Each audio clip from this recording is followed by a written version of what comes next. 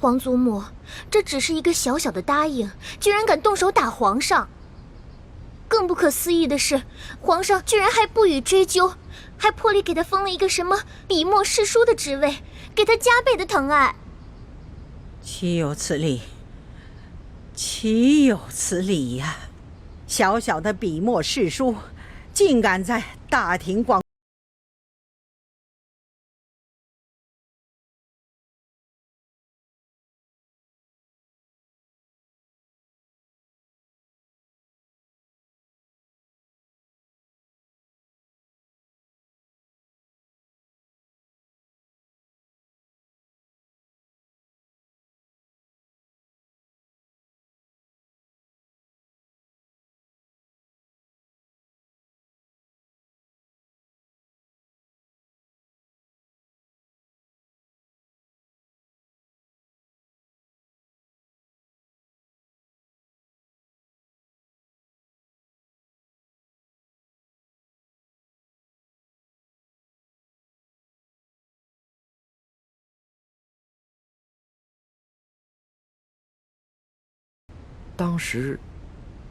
当时确实奴才没有看见李欢打了皇上一巴掌。这皇上又严令我们不许多嘴，所以奴才不敢妄加猜测呀。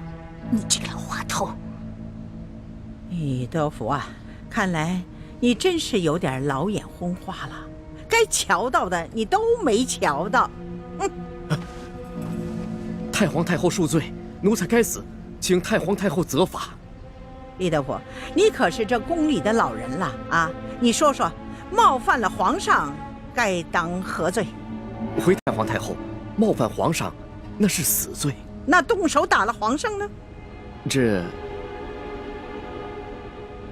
奴才在宫中30多年了，还从未见过如此胆大包天、不知死活之徒，所以无旧例可循。但显然当处以极刑，诛灭九族。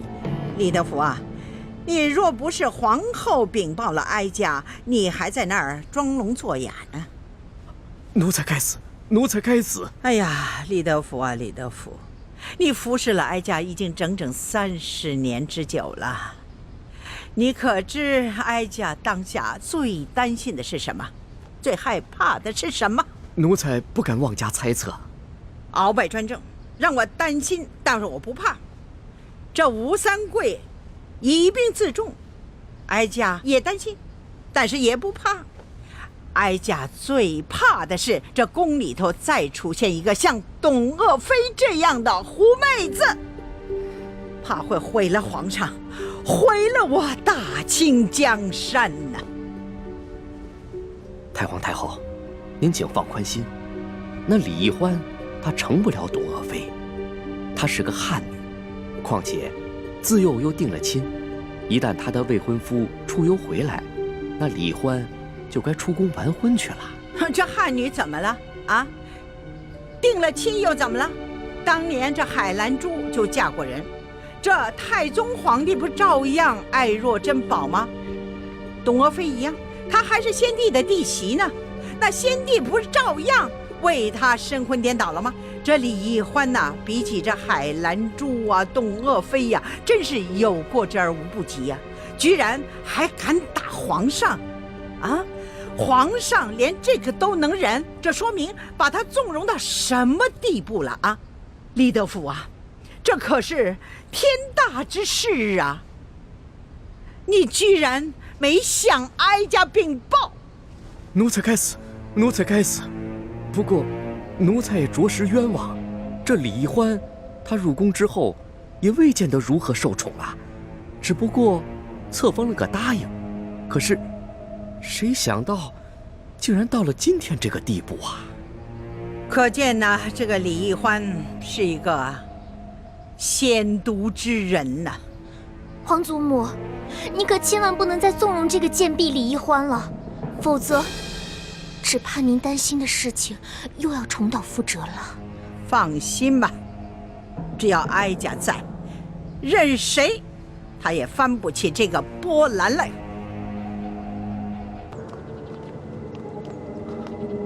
李公公，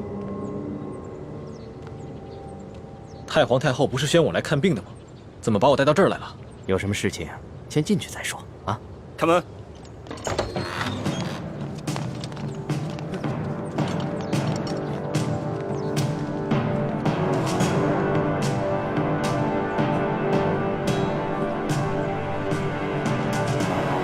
狄公公，这到底是怎么回事？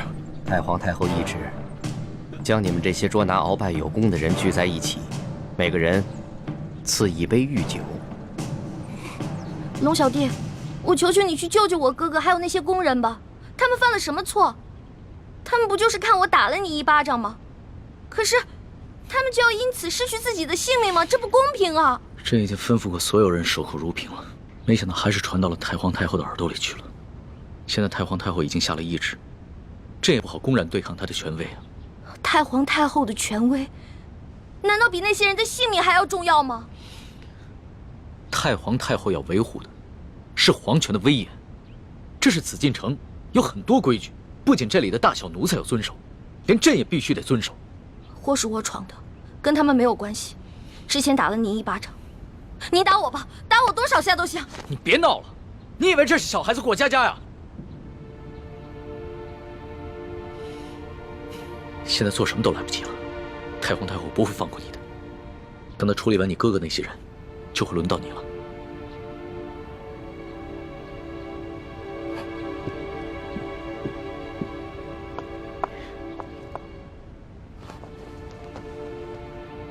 那皇上，您还是先杀了我这个祸首吧。如果先杀了我的话，死在哥哥的前面，我就不会那么内疚了。奕欢的奕欢，你还老说自己是朕的老大，一到这种危险的时刻，你就这么没出息的以死相要挟啊！您现在是高高在上的皇上，我只不过是一个小小的奴婢，我只能求您大发慈悲，饶了我哥哥。少说的那么可怜，你什么时候把朕当过皇上？不一直把朕当成你那个结拜小弟？奴婢再也不敢不知天高地厚了。您现在是皇上，不是奴婢的龙小弟。皇上，之前都是奴婢错了，要罚你就罚奴婢吧。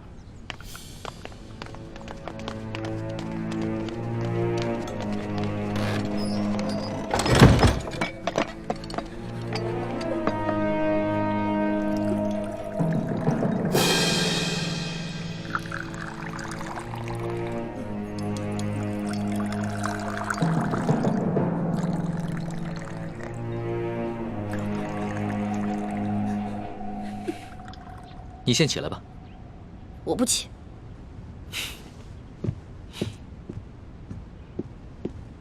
起来吧，这么跪着也不是办法。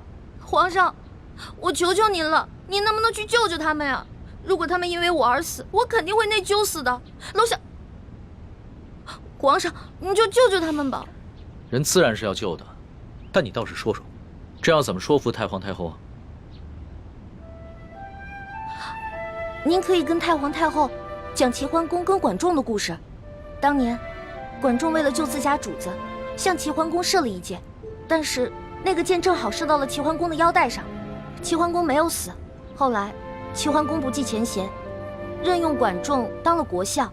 管仲感激涕零，倾尽一生的才华，辅佐齐桓公，最后成为春秋五霸的首位。皇上，您不会连齐桓公都不如吧？论气度，朕自然是不输齐桓公的。可是你能比得了管仲吗？论治国之才，奴婢当然比不上管仲的一根汗毛。但是，你想招来人才容易，想找到像我这样陪你吃喝玩乐、赌骰子拼酒的人，可不容易啊。这个理由倒是很充分。只不过，早晚有一天你都要出宫嫁人，不能一辈子留在宫里陪着朕，那朕岂不是很吃亏？原来您是因为这个呀？那您现在想怎么办啊？跟朕说说你那个青梅竹马吧，他叫什么名字，长什么样，家世如何？这个属于奴婢自己的秘密，不能告诉你。那你总得告诉朕，他的外貌仪表、才华气度比朕如何？这个嘛，我也没法说。有什么不好说的？让你说，你说不就完了吗？那我真说了，你可不许生气啊！笑话，朕在你的心里度量那么小啊？他确实没有皇上您高贵俊逸，但是他很温柔，对我特别好，人很老实，我说什么他就做什么，我可以把他吃得死死的。不像你，今天说这个你开心了，明天说那个又得罪你了。那你爱他吗？二师傅，我头晕。师傅带你去休息啊。二师傅，玉环她是在装病，你千万别上了她的当。一会儿大家练完功，再罚你扎半个时辰马步。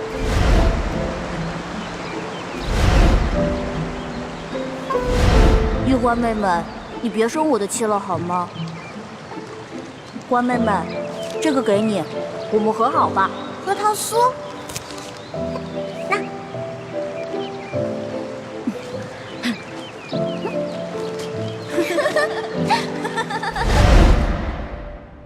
哎呀，皇上现在都什么时候了，您还说这些闲话？您赶紧跟我去救人吧。皇帝也是人，也有七情六欲，也有好奇心，甚至也会嫉妒。龙小弟，我求求你了，你要是再不去的话，他们人头马上就要落地了。放心吧，这个宫里没那么容易见血，要灭口用的都是鸩酒。鸩酒？那您赶紧下旨吧。走，快去救他们！你先别着急，这太皇太后一下子从朕身边抓了10几个人，还需要等你过来求朕，朕才知道怎么做吗？朕虽然不好公然抗旨，但是早已命人准备了解药了。真的？那你不早告诉我？不对，你是不是得需要什么条件才能给我解药？当然。朕就想问你一个问题：你爱这个青梅竹马吗？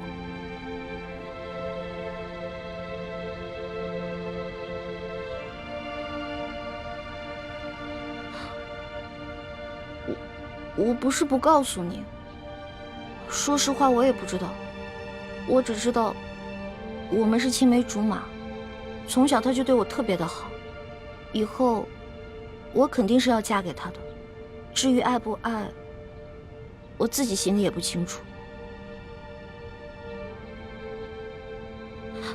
哎呀，好了，我现在回答完了，你可以跟我去救人了吧？等一下，朕还有一个问题。你怎么那么多问题啊？你有话快说，有屁！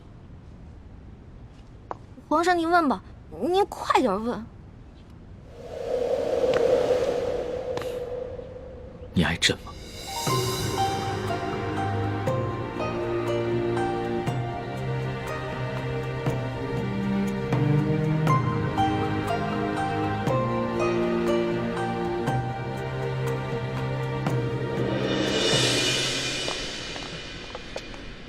这是太皇太后赐给你们的御酒，你们每人各取一杯，享用吧。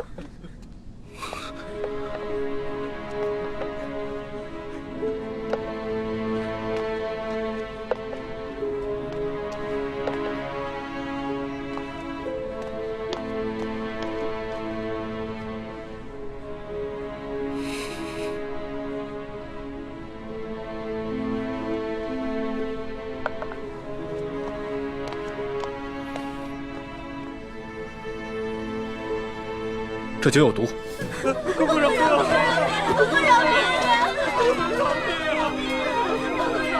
李公公，太皇太后为何要赐毒酒给我们？咱家也没有办法。事到如今，我就让你们做个明白鬼吧。都怪你们的运气不好，看到了不该看的场面。李公公，我们什么都没看到，不明白你在说什么。还请您帮我们向太皇太后求个情，饶了我们大家吧。咱家没有这个面子，更没有这个胆子。这太皇太后的懿旨既然已经颁下来了，谁都救不了你们了。这毒酒，你们喝也得喝，不喝也得喝。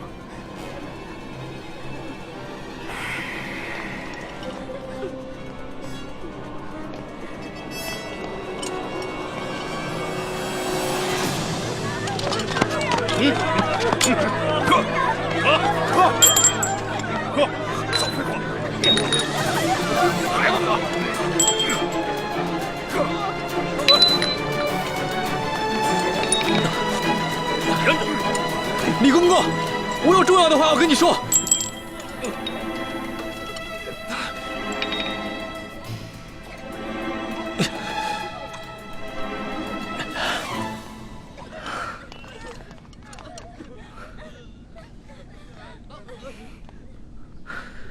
李公公，我知道你和我们一样，都服过大不完，都是鳌拜埋在宫里的棋子。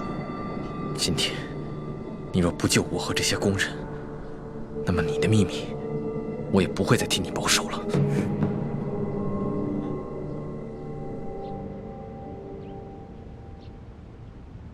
为什么不回答朕？我不知道怎么回答。如果我说实话，我怕你不开心，不给我解药；但是如果我骗你的话，那就是犯了欺君大罪了。你就照实了说，朕答应，不论如何，都会救你的哥哥和那些宫人。真的？天子之语，金口玉言。不爱。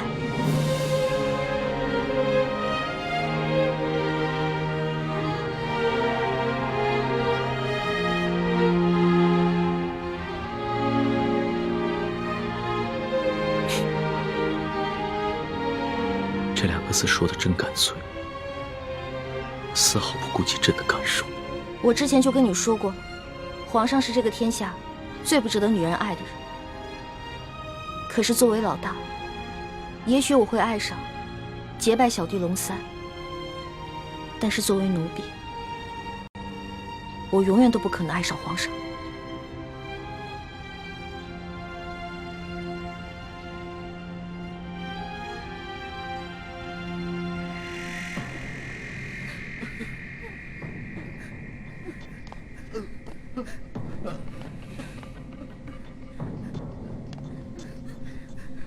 杀了他！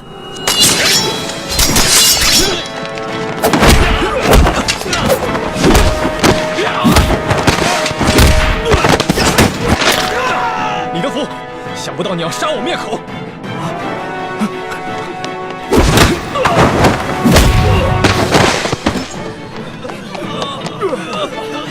快追！快追啊！站住！快！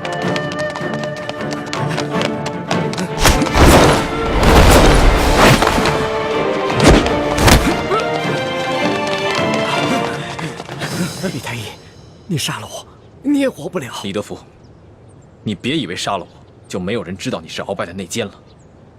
你别忘了，我还有我妹妹易欢，我若是死了，她绝对不会放过你。李太医，你我都是同乡又同姓，我本来是想照顾你的，可是太皇太后这懿旨一下来，我们这些做奴才的，除了照办还有别的办法吗？我救了皇上的性命，又助皇上擒拿鳌拜，立下大功，太皇太后怎么可能不分青红皂白，就要置我于死地？哎，都怪你那个妹妹呀！仗着皇上对她的宠爱，她就无法无天。我在这宫里都已经几10年了，我从来没有看见过哪个宫人敢打皇上的。易欢呢？现在怎么样了？我不知道，但我知道太皇太后不会放过她。李太医，你先把我放了，继续替我保守秘密，让我去向太皇太后求情，我尽量求情，你看怎么样？那些宫人呢？哎呦，这都什么时候了？咱们都泥菩萨过河，自身难保，哪还有闲心顾及他们呀？不行，我不能眼睁睁看着这么多无辜的人丧命。我要见皇上。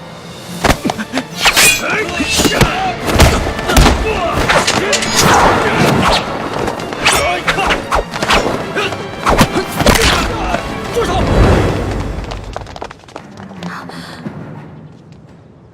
皇上，微臣参见皇上。平身吧。李太医，朕赦你无罪。你现在马上和索额图去解救那些中毒的宫人。微臣遵旨。这，快！李德福，这差事你办的可真是用心呢。皇上恕罪。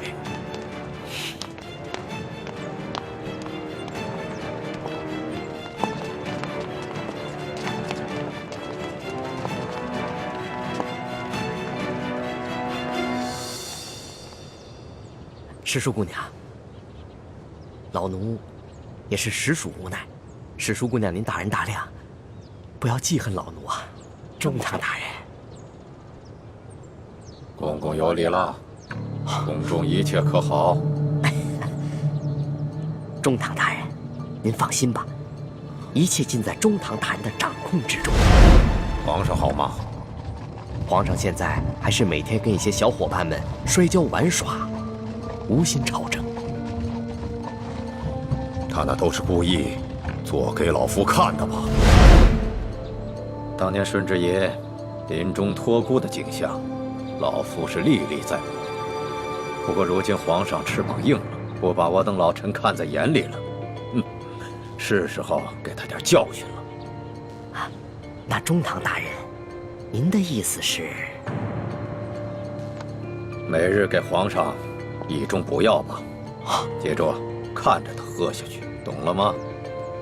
奴才懂，奴才懂。你是如何知道的？公公，我这口技练得还不错吧？原来那晚你也在马车上，那你是如何知道是我？公公啊，虽然您那天行事谨慎，带着黑纱，我看不清您长什么样子，但是，我看到了您耳朵后面那颗痦子，所以，我还是认出了是公公您。李欢，太皇太后果然说的没错，你真不是一个简单的小丫头。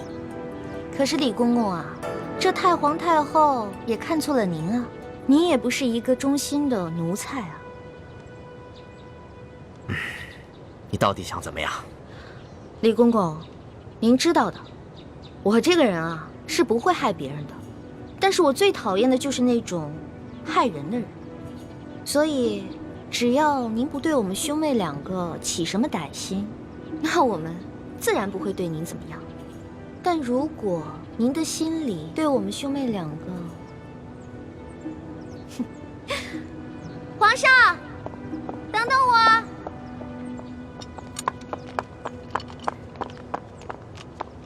龙小弟，谢谢你啊。其实就算你不求我也要救那些宫人们。虽然这会让太皇太后特不高兴，但是朕已经擒下了鳌拜，真正亲政，朕必须坚持己见。不过这个李公公实在是太讨厌了，向太皇太后告密的人肯定是他。这个朕怎么会不知道呢？但是李德福10岁就进宫了，侍奉过3代君王。太皇太后对他十分宠信，打朕小的时候，就是由他把朕的一举一动汇报给太皇太后，这已经是惯例了。就算朕有不满，也无可奈何呀。没想到皇上也有这么多的无可奈何啊。当皇上无奈的事情多着呢。对了，大补丸的解药你搜到了吗？我哥哥还没有完全的研制出来，估计这个鳌拜是想彻底让我和哥哥给他陪葬了。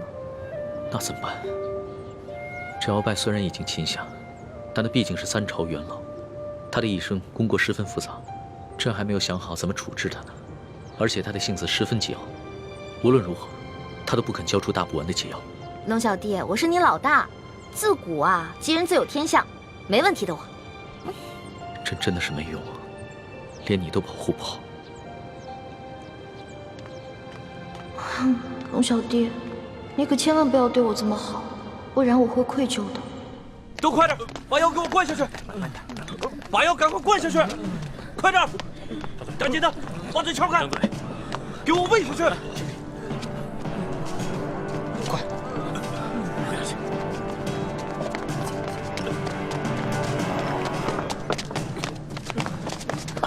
皇上不必多礼，先救人吧。快救人！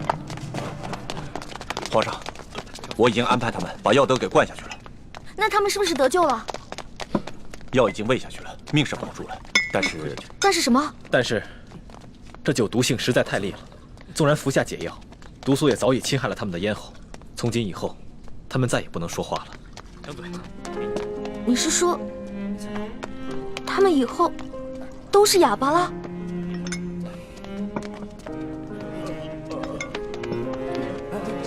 一起。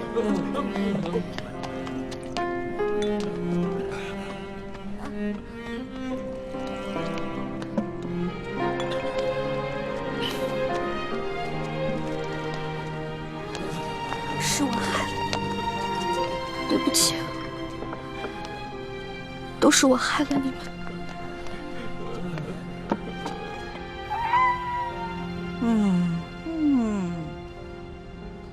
哎呀，李德福啊，连这点事你都办不好，你真是不中用啊你！太皇太后，您息怒，奴才跟纳赛正要把事情办好的时候，皇上跟李易欢突然来了。皇上让奴才放人救人，奴才哪敢不遵从啊？哎呀，皇上是中了李易欢的毒了，中毒不浅呐。这样吧，你把这李易欢给我叫过来。谨遵太皇太后懿旨。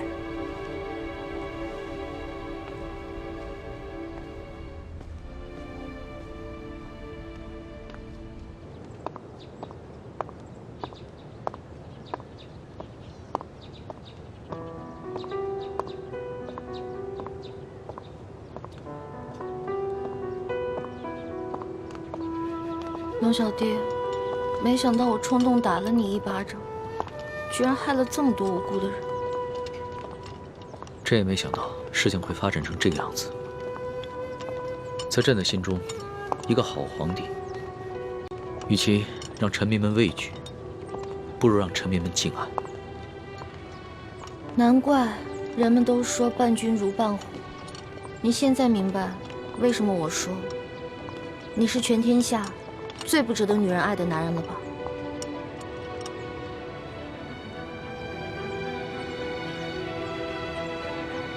易欢，朕知道这件事情在你心里一定留下了很深的阴影，你更不可能会爱上朕了。也许这皇宫确实不适合你，你应该出宫去嫁给你那个青梅竹马的未婚夫，可能会更幸福。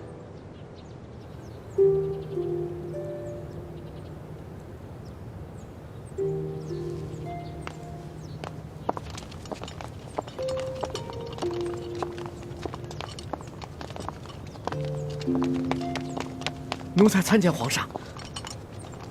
李德福，你可真有眼色呀，还敢过来见朕！皇上恕罪，奴才知道，皇上现在心情烦躁。不过太皇太后宣世淑姑娘去那个慈宁宫觐见，奴才不敢不传呐。皇上，太皇太后不会想赐奴婢一杯御酒吧？没事，别害怕，朕陪你一起去。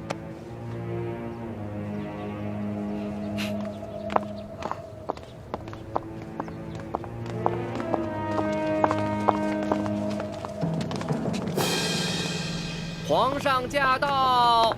皇上吉祥！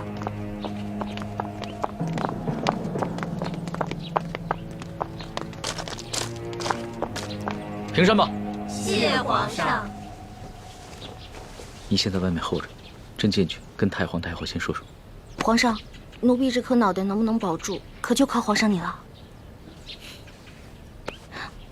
放心吧。这太皇太后肯定不是个好说话的，万一皇上的面子她也不卖，那我是不是该赶紧脚底抹油溜啊？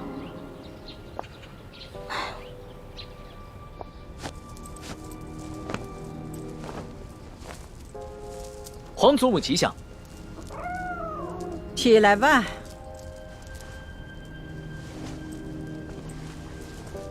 刚刚擒拿了鳌拜，还有许多善后的事情需要做，皇上怎么会有闲暇来陪哀家这老太婆呢？不是，皇祖母一直教诲说，越是处理大事，越要从容。孙儿一直谨记于心呢。幸亏爹和师傅没有先见之明，别的功课都任由我偷懒，却逼着我狠练轻功，关键时刻果然能够救命。可是我千辛万苦才得到的铜匣，还有那么多值钱的珠宝还在永乐斋，这可怎么办啊？哎呦，管他的，也顾不上这些身外之物，先保住小命了紧。难怪鳌拜会栽在这个小丫头手里，都这个时候了，她居然一点儿也不慌了。哎呀，皇上你亲政了，有许多事情呢可以自己做主张了，也用不着哀家这老太婆唠里唠叨了。皇祖母何出此言啊？孙儿心里极是惶恐，不知孙儿有什么地方做错了，还请皇祖母垂训。得了，去玩去吧啊！你们都退下。下去吧。皇上啊，听说你把李太医和那些宫人们都赦免了。啊，是。这个李太医啊，擒拿鳌拜有功，又救过孙儿的性命，而且这些宫人都是伺候孙儿多年的老人了。孙儿心里极是不舍，所以就赦免了他们。这少造一些杀念，也是为了皇祖母积福天寿嘛。哎呀，皇上啊，你可是刚刚亲政啊，就如此妇人之仁，以后怎么立威啊？你那个叫什么李义欢，这个小小的答应，他当着众臣的面打了皇上一巴掌，而皇上竟然不仅不惩罚他，反倒给他还特设了一个笔墨诗书的女官员的位置，还给他赐了一个永乐斋。哎，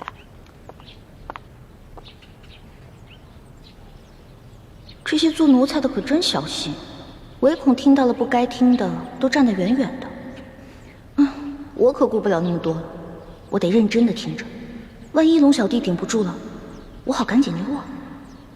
皇上，你这法度尊严何在呀？哀家本来想协助你处置这些事，没料到你全然不顾哀家这副老脸了。皇祖母息怒，若是因为此事伤了皇祖母的凤体，那可真是孙儿的罪过了。皇上若眼里还有哀家，就立刻下旨赐死这个李义欢。好狠的老太婆，果然还是不肯放过我。龙小弟，如果你保不住我，那我就只能发个讯号，通知祝哥哥和我一同撤离了。那你从此之后就再也见不到我。你可不要怪我绝情啊！谁叫你这个皇帝当得这么窝囊，连自己的结拜大哥都保不住。孙儿自小就没了父母，全凭皇祖母的疼爱，才将孙儿一手养大。孙儿对皇祖母之心，那是天地可见的。此事，孙儿可能处置上有些不当，但绝无半点忤逆之心啊。唉，罢了。皇上呢是仁慈大度，也是正当年少多情嘛，也难免呢迷了心性，失了分寸。起来吧。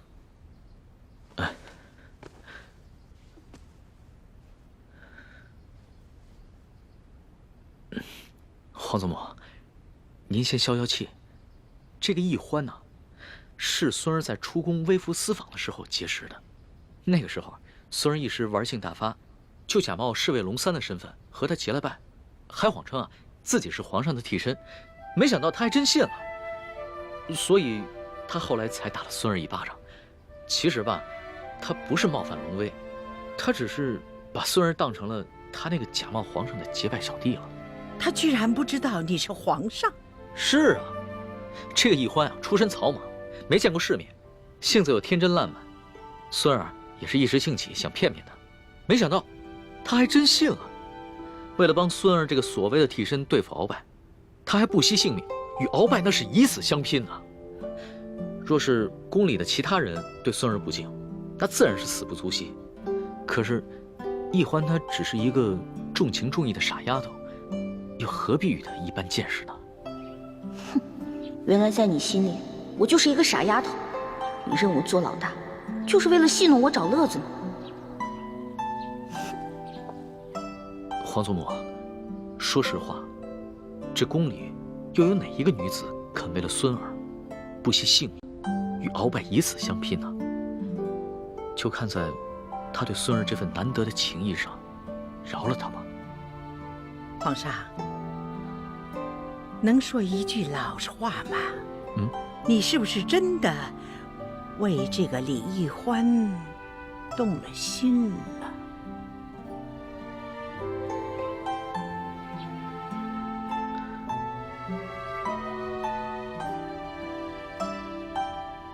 皇祖母，孙儿刚刚真正亲征未久，内有鳌拜的余党未能清理，外有三藩做大，还有前明余孽组成的反清联盟，时刻威胁着我大清江山，所以孙儿不敢沉溺于儿女私情，对任何女子都不会真正动心的。龙小弟，原来你对我果然不是真心，这样也好，咱俩互不相欠。哦，哀家以为啊，这李易欢是一个狐妹子，让皇上迷失了心性。这样听起来呢，哀家也就放心了。至于这李易欢是要杀要赦，那就看皇上的了。皇祖母啊，这孙儿还有一事相求。这易欢呢，他娇俏可爱，天真烂漫，就像一个开心果，所以孙儿想把他接着留在宫里，让他伺候。你怎么又绕回来了？皇上啊，你小小的年龄，承担起大清朝的重任，哀家想想都心疼。皇上什么时候做到不动真情，不误国事，那你就真正的成长了。皇上，你看这后宫有那么多的小丫头，你叫哪个不是啊？非得她这个李易欢不可吗？她有何等的姿色呀？何等的本事？皇祖母，这易欢真的是非比寻常的女子，孙儿求皇祖母成全。这个李易欢是不是在门口候着呢？那就叫他进来吧，让哀家见识见识。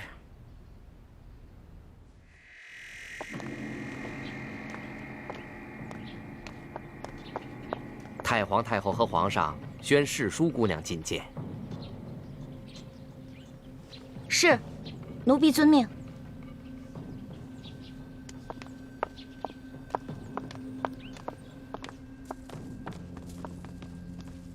太皇太后，皇上，世淑姑娘觐见。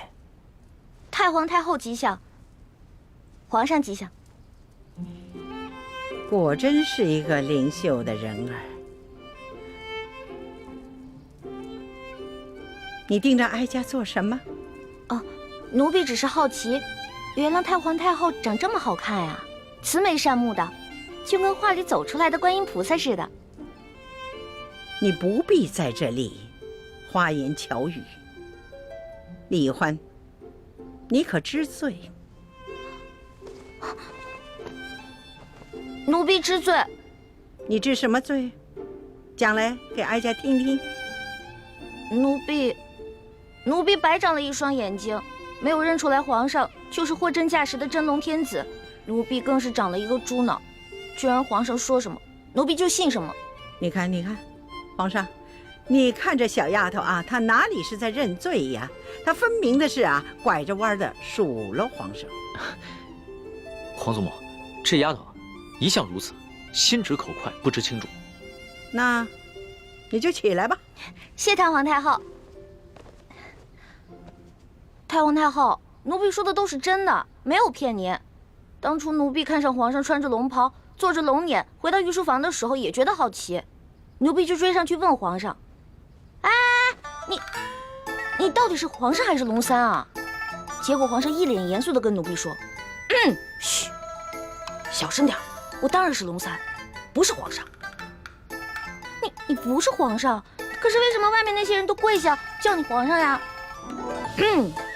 那是因为我呀是皇上的替身。你是皇上的替身啊？对啊，因为我身形跟长相都酷似皇上，所以我是皇上的替身。你也知道，咱们大清啊，虽然入关数十年了，但是根基未稳，皇上又年少，刚刚亲政嘛。不光这前明余孽，还有很多朝中的大臣都想谋杀皇上，所以呢，我就当皇上的替身。原来是这样啊，怪不得你会跟我结拜呢。要是皇上的话，怎么能跟我结拜呢？对啊对啊，这回知道了吧？为什么我龙三你在宫里打听不出来了吧？那是因为我不是一般的侍卫，我呀，只需要在皇上需要我的时候出来露面就行了。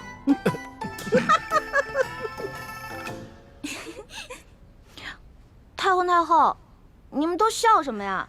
奴婢说的都是真的，没敢骗你。奴婢当时就想，龙小弟真可怜，为皇上卖命，还得替皇上挨刀子。这丫头啊，果真有趣呀！皇祖母，当时的情形啊，确实如此。孙儿啊，也是一时童心未泯，见这个丫头什么都不懂，特别有趣儿，想逗一逗她。想逗逗我，但是奴婢当真了，真的把皇上当成兄弟，不想看着你去死。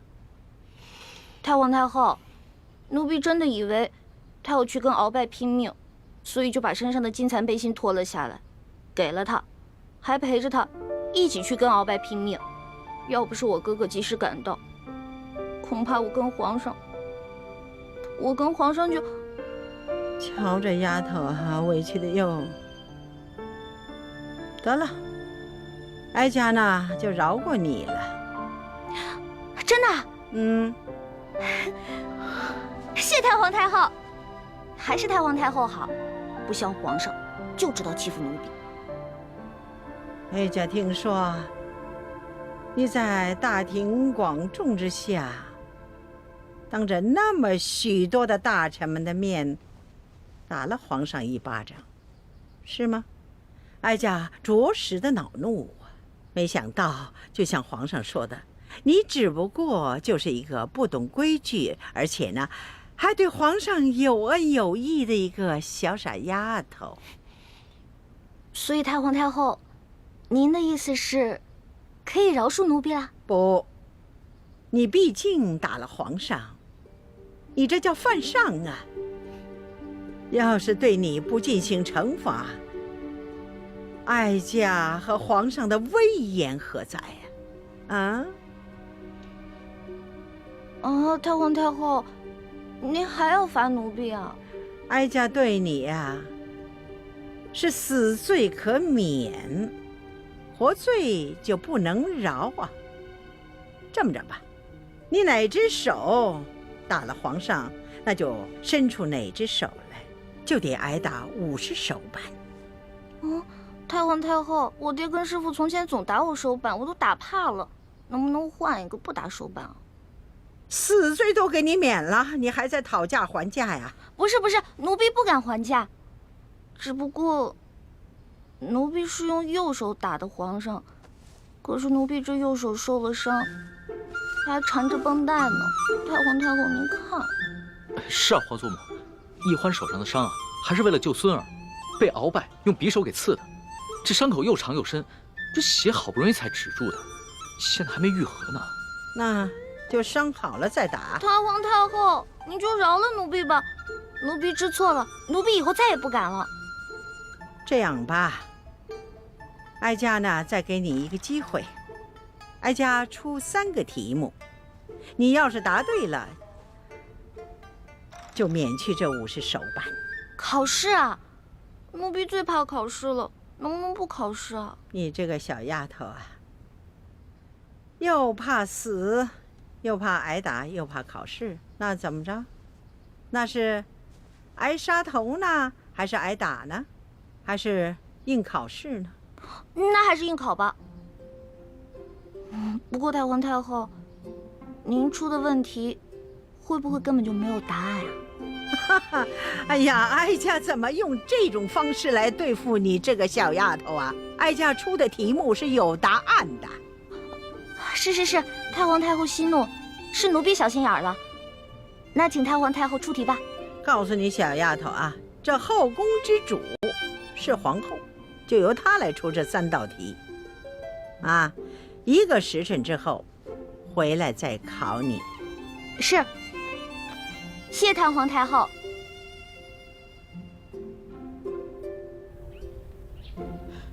皇祖母，你就这么轻易的放过李易欢那个狐妹子了？不放过她又该如何呀？就算是灭了她，你想想，皇上也不会亲近你，更会疏远你的。哀家也会遭到一生的怨恨的。那您就不担心李易欢继续留在宫中祸害皇上？唉，开始的时候哀家也有担心，可后来一见到这个李易欢呐，她只不过就是一个鲁莽的小丫头而已呀。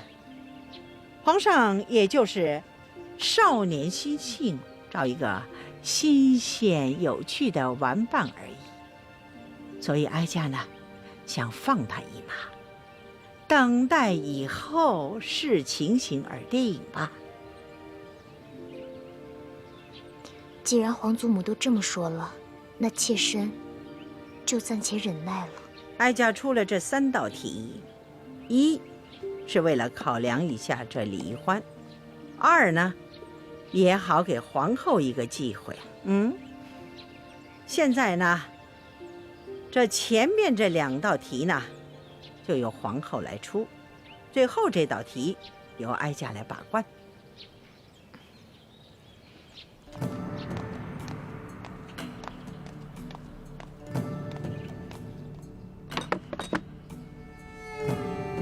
好，这第1道题呢，你要用一根绳子，把这块冰从这个碗里挪到那个碗里。这么简单啊？不简单，条件是不能用这根绳子拴住这块冰。那我可以用其他的东西帮忙吗？可以呀，但是只能用一只手。这只手呢，还不能碰到那块冰。皇祖母，这也太难了吧？这只能用一只手，又不能接触这冰块，那怎么用这根线把这个冰块挪到那个碗里去啊？皇上啊，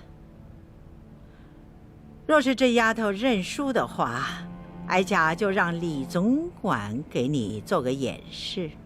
可是这50手板，你就着实的挨上了。皇祖母，这易欢手上还有伤呢。那伤好了再打。皇祖母，这个易欢要是实在办不到，能不能看在孙儿的面子上，给他换一道题啊？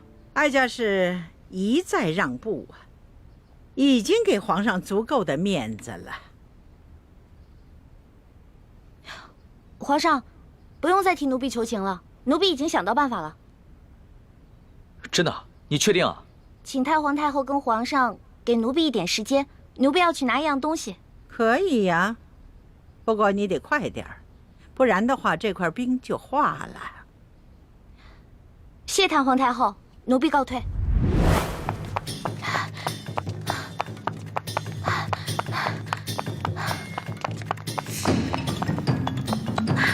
让开！哎，这谁家野孩子呀？没点规矩！让开！哎，这孩子！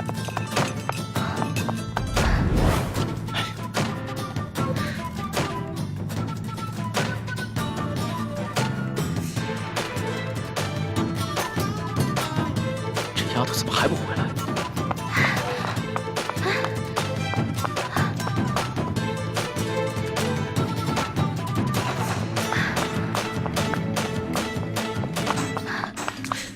这冰都快化了，你想出来办法没有？奴婢想到办法了。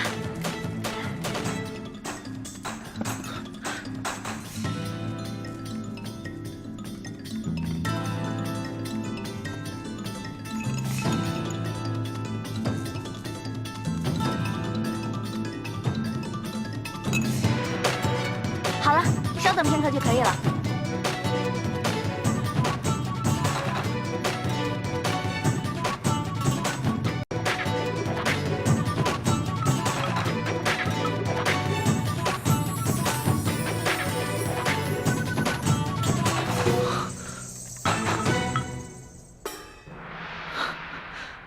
这丫头，没想到居然用这个法子。你这罐子里边装的什么东西啊？这是奴婢抓紧一切时间从御膳房拿了一罐盐。哦，朕明白了。朕以前学的功课里边也有这一门知识，只不过刚刚情急没有想起来。一欢，想不到你还挺博学的。皇上千万别夸奴婢了。从小到大，奴婢不喜欢好好学习，但是什么都学，只会那么一点点，杂而不精，跟博学二字万万沾不上边儿。奴婢之所以知道这个办法，是因为小的时候，在冬天啊，奴婢喜欢跟自己的哥哥用盐水呢冻冰人儿，所以才知道这个法子的。好啊，小丫头，这第一道题就算你过关了。哀家接下来再考你第2道题。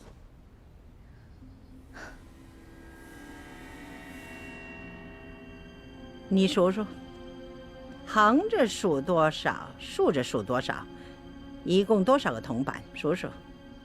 回探皇太后，横着数有4个，竖着数有5个，一共是8个铜板。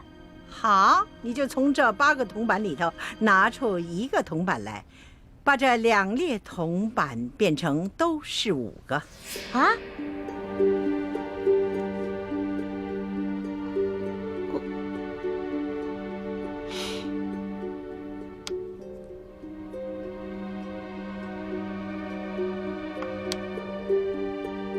可是这不对啊，横着就变成5，竖着变成4个了。哀家给你1炷香的功夫，你要是再猜不出来，那就算你输了。完了！小的时候，奴婢不想好好学习，老在师兄师姐面前捣乱，而师傅们总是吓唬我，把戒指高高举起，轻轻放下。这下好了，以前没挨多少打，现在又全给补回来了。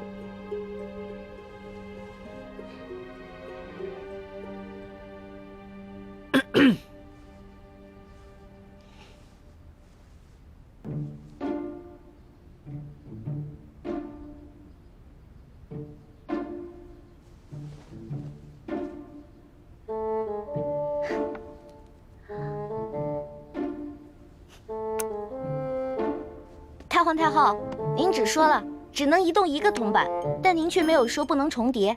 您看奴婢做的对不对啊？哎呀，小丫头啊，这是你自己想出来的，还是有人帮衬你作弊呀？太皇太后恕罪，其实是皇上先想出来的，然后告诉了奴婢，奴婢才说出答案的。你这丫头，朕好心帮你，你还出卖朕。皇上，对不起，如果这道题没做出来是小事儿，但是如果因此欺瞒了太皇太后，那可是犯了大罪。皇祖母，其实呢，孙人也就是摆了个手势，不能算是作弊。再说了，这道题啊，它本来就简单，孙人就算不提醒易欢，易欢他自己也能想出来的。你这易欢小丫头，她若是不承认，你皇上也不承认，那哀家再怀疑也逮不着你们的把柄。罢了，就看在你这小丫头诚实的份上，这道题就算过了。谢太皇太后。太皇太后，您人真好，就像画里走出来的观世音菩萨转世似的。净说漂亮话。好了，哀家呢，接下来再给你下第3道题。不过呢，皇上，你就不能再度的帮衬作弊了。孙儿明白，这第3道题，孙儿绝对不会再帮他作弊。你如果再作弊，当然也算输。这第3道题，小丫头，你听好了啊，什么事情别人都能做得到，偏偏你自己做不到。这个嘛，奴婢知道了。除了奴婢，其他人都能杀了奴婢，唯独奴婢自己不能杀了自己。好，这个答案好。皇祖母，这一关易欢算是过了吧？哎呀，皇上啊，不要高兴得太早了。你想想啊，一个好好的人，他为什么平白无故的去杀人呢？当然了，每个人都有能力去杀自己，只是呢，看他愿意不愿意杀自己。所以呢，这个答案不对。这道题的答案不对啊！当然了，这个答案呢是需要有人来演示的。太皇太后，奴婢现在脑子都成浆糊了，实在是想不到答案。看来你是自愿认罚了。皇祖母，虽然也不敢再为奕欢求情了，虽然只是希望你能多给奕欢宽限一日的时间，让奕欢自己回去好好想想。好啊，那就看在皇上的面子上，就宽限你一天。为了不让别人给你帮衬作弊，哀家就要把你留在慈宁宫一天。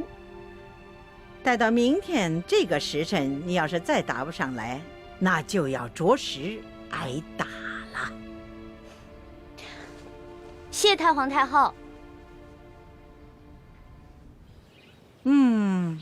李欢这个小丫头，真够机灵的啊！轻而易举的就解了这几道题。原本妾身出的第2道题是可以难住李奕欢的，如果不是皇上相助，只怕他早就输了。皇后不要这么想，即使是皇上没有相助，这李奕欢他也会答得出来的。只不过是呢，多花些时间罢了。幸好皇祖母出的第3道题把他难住了，就算他想了3天3夜，也未必想出答案。只是，又怕这一夜之隔，又有人给他送答案去了。只要皇后你知道哀家为什么出这3道题的目的，就可以了。为什么计较结果呢？如果这李奕欢没有想出这个答案来，那作为皇后你该怎么做才会是最好的结果呢？鳌拜已经被打入天牢了，你难道还要替他卖命？我哪有替鳌拜卖命？我这不跟你一样被鳌拜逼着服了大补丸才身不由己的吗？我也就是偶尔替鳌拜传递一下消息，可我没有做过什么过分的事情啊。李太医，看在咱们是同乡又是同姓的份上，一定要替我保守这个秘密，可千万别出卖我呀。我们不出卖你，你就要出卖我们。奕欢打了康熙一巴掌，你为什么要跟太皇太后告密？这叫杀人灭口。冤枉啊，李太医！我虽然跟你一样受制于鳌拜，可是鳌拜说了，我是他内线当中身份最特别的一个，有什么事他单独跟我联系，除此之外别人毫不知情。我根本就不知道你们兄妹也知情啊，又怎么可能想到去杀你们兄妹灭口呢？我跟奕欢毕竟是皇上安排在鳌拜身边的人，你是担心有一天我们知道了你是鳌拜的奸细，向皇上告密，所以才想借太皇太后的手先杀了我们灭口。不，李太医，我没你想的那么狠。既然皇上已经把鳌拜拿下了，没有怀疑到我，那证明你们对我没有威胁。再说了，我是奉了太皇太后的懿旨监视皇上，每日向他汇报皇上的一举一动。可是皇上已经亲政，权威日重，我再也不敢像以前一样，真的事无大小巨细都向太皇太后去汇报。更何况皇上那么宠爱你妹妹，我怎么可能挑拨太皇太后去杀了你们兄妹呢？我要是这么缺心眼的话，我还能活到今天，还能当上大内总管？不是你，那会是谁呢？这我是真就不知道了。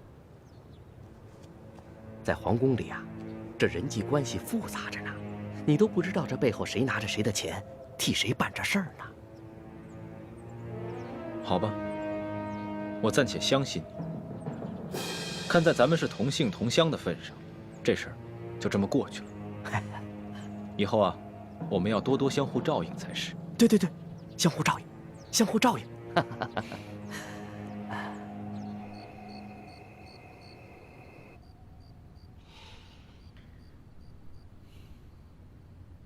皇上，怎么愁眉不展啊？